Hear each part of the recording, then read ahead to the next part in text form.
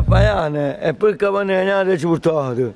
Faiana, rione di Ponte Cagnano. E chi ce ne frega a noi? Non ce ne mai casalmetta.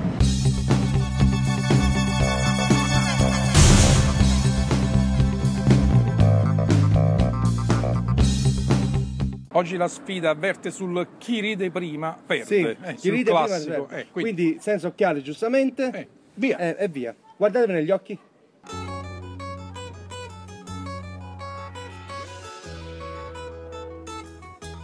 Difficile che possano ridere perché sono due uomini duri. Cioè. No, a ridere è difficile davvero. Ma guarda con quale parsimonia riescono a mantenersi gli occhiali. Ho visto un po' un ghigno di Romeo, ma non stava ridendo. No, un lieve cedimento. Vediamo quanto resistono.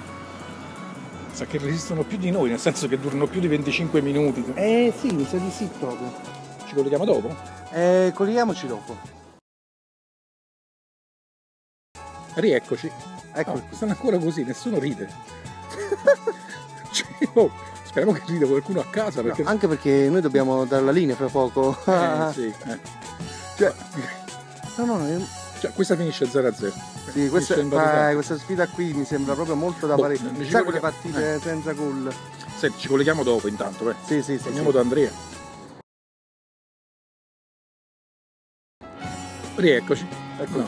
No, abbiamo trovato è un punto morto, insomma. Incredibile, cioè io veramente lo facevo da bambino questa cosa, però io ridevo subito. Ridevo proprio subito, cioè non riesco neanche a pensare come facciano, con quale metodo. Noi andiamo via e li lasciamo a Faiano. Sì, rilasciamoli a Faiano.